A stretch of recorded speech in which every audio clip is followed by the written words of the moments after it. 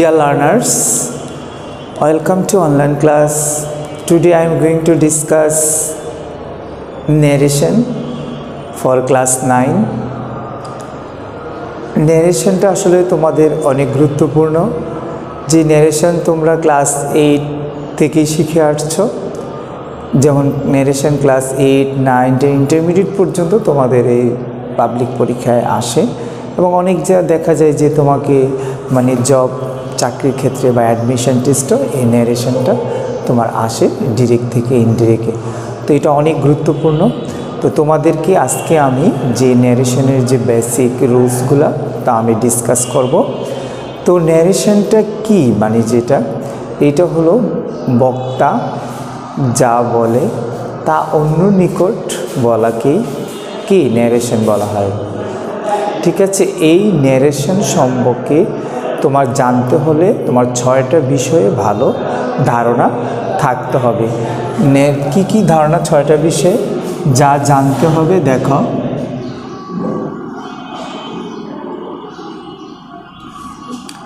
এক নম্বর হলো তোমার রিপোর্টিং ভাগ অ্যান্ড রিপোর্টেড স্পিচ।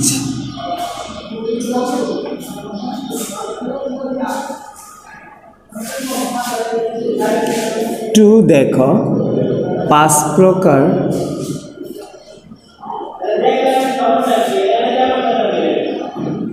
সেন্টেন্স এর গঠন সম্পর্কে জানা। তারপরে তোমার লাগবে টেন্স পরিবর্তন,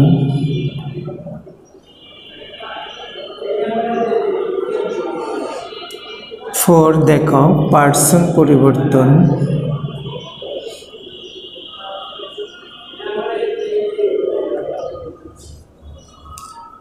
5 দেখো এখানে তোমাকে যেমন আছে সাবজেক্ট, অবজেক্টিভ আর পসেসিভ সম্পর্কে ধারণা। সাবজেক্ট, অবজেক্টিভ, পজিটিভ সম্পর্কে জানতে হবে।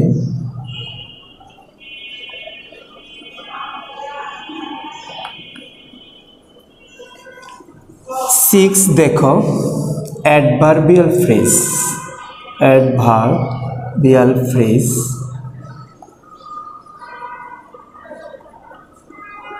সম্পর্কে জানা। এখানে অ্যাডভার্বিয়াল ফ্রেজ কোনগুলো, যেমন নাও থাকলে দেন, টুডে থাকলে দ্যাট ডে, ইয়েস্টারডে থাকলে প্রিভিয়াস ডে, সেগুলো। হ্যাঁ, আর যেই তোমার সেন্টেন্স উপরে যে লিঙ্কার্সটা আসবে সেটাও আমি তোমাদেরকে বলে দিব। এইভাবে তোমরা এই 6টা সম্বন্ধে আইডিয়া অবশ্যই জানতে হবে যদি তোমার ন্যারেশন করতে যাবা। এখন দেখো আমি তোমাকে কয়েকটা এক্সাম্পল দিয়ে আমি তোমাদেরকে দেখাচ্ছি। দেখো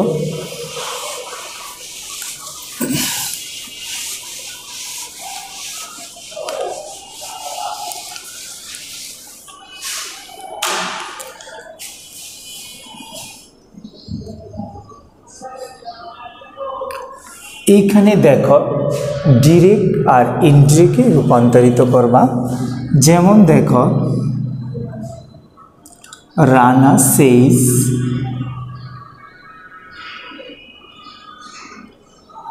আই অ্যাম হ্যাপি। এইখানে দেখো যে Rana says I am happy, রানাও বলে যে আমি সুখী। এইখানে দেখো যে রিপোর্টিং ভার্ব, এই যে সেই যে তোমার সাবজেক্ট বা স্পিকার যে বলতেছে রানা সেইজ, সেটা হলো তোমার রিপোর্টিং ভার্ব। আর যেটা ইনভার্টেড কমার ভিতরে থাকবে সেটা হলো তোমার রিপোর্টেড স্পিচ।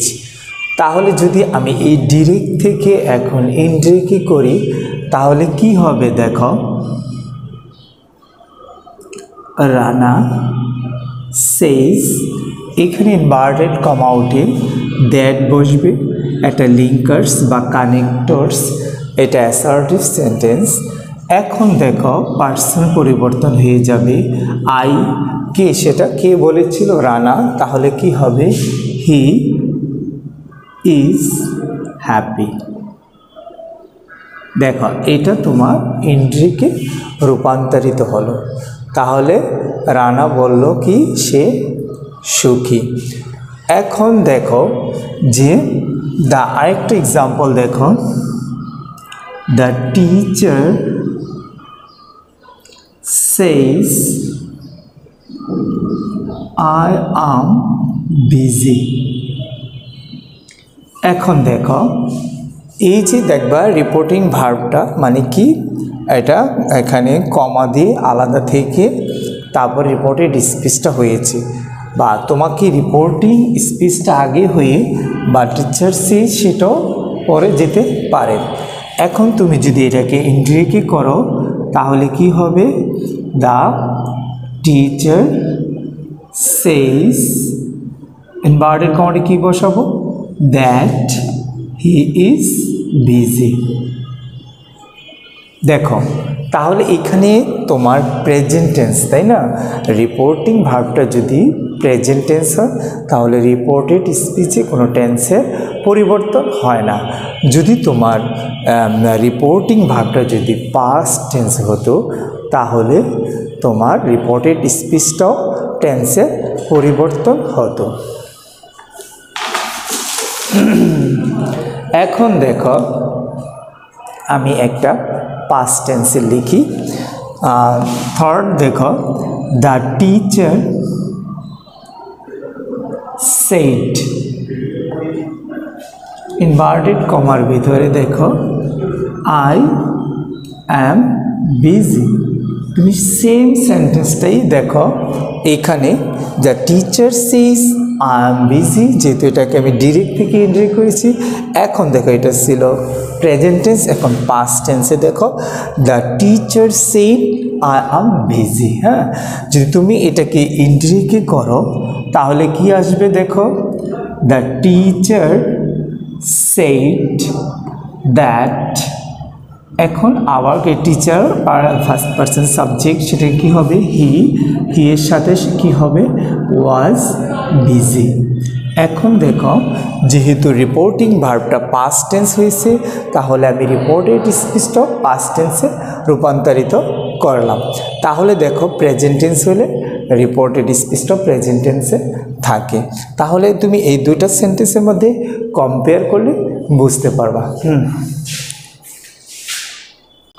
হ্যাঁ ডিয়ার লার্নার্স, দেখো যেটা তোমাদের যে পার্সন বা প্রোনাউন চেঞ্জটা যে তোমাদের যে ইনডিরেক্ট স্পিচে, সেই ইয়েটা তোমাকে এখন আমি লিখে দিয়েছি, তোমরা এগুলা নোট করে নাও বা স্ক্রিনশট দিয়েও নিতে পারো।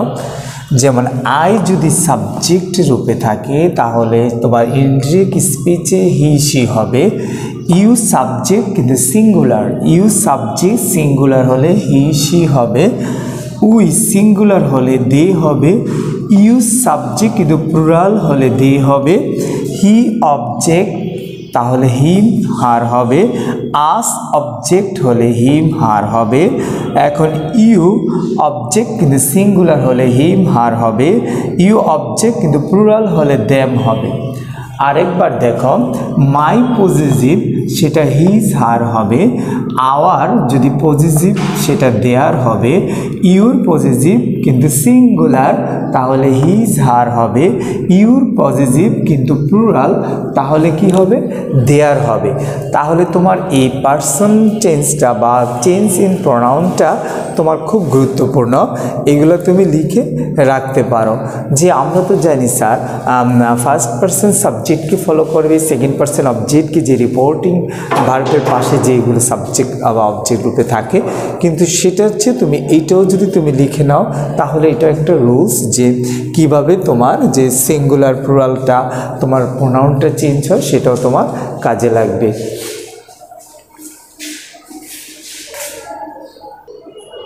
ডিয়ার লার্নার্স, দেখো ইন দ্য পাস্ট যদি তোমার ডিরেক্ট থেকে ইনডিরেক্টে করবা, যদি ডিরেক্টটাতে পাস্ট টেন্সে থাকে তাহলে টাইম প্লেস এক্সপ্রেশন বসাইতে হবে।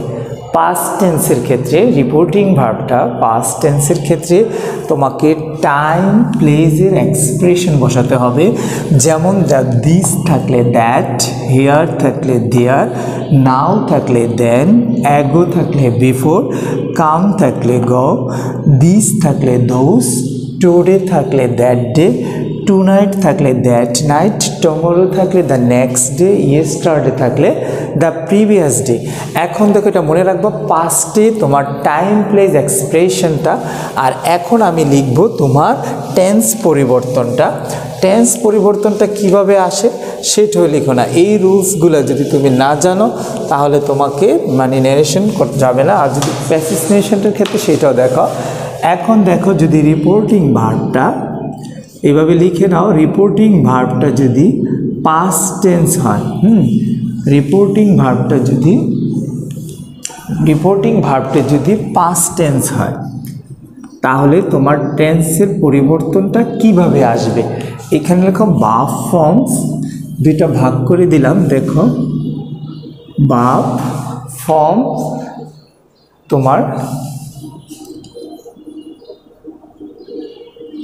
ভার্ব ফর্মটা তোমার দেখবা অফ কি verb form of direct speech, আর এটা হলো ইনডিরেক্ট স্পিচ। ভার্ব ফর্ম আর ডিরেক্ট, ডিরেক্ট স্পিচ, আর হলো এটা হলো verb form indirect speech.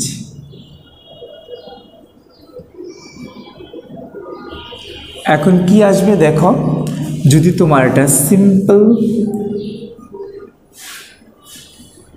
Present হয় তাহলে তোমাকে এটা হয়ে যাবে সিম্পল পাস্ট।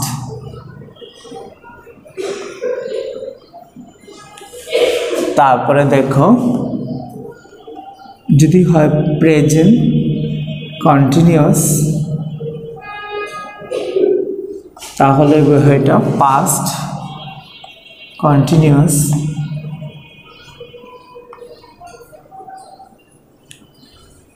তারপরে দেখো যদি হয় প্রেজেন্ট পারফেক্ট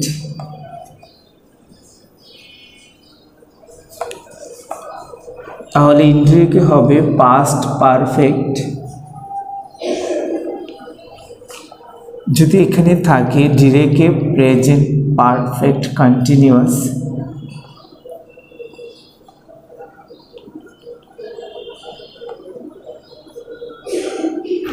তাহলে এখানে হবে past perfect continuous.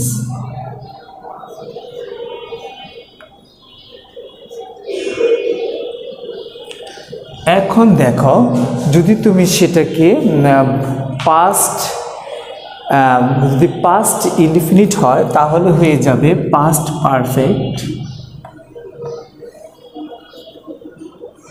Past indefinite হলে হবে past perfect.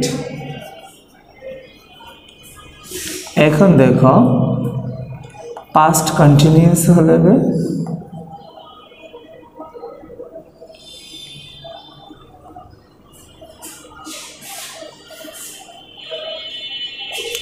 past perfect continuous।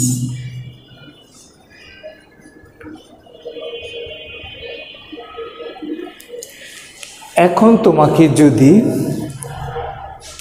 তোমাকে যে সিম্পল ফিউচার থাকে, দেখো সিম্পল ফিউচার হলে ফিউচার পাস্ট হবে।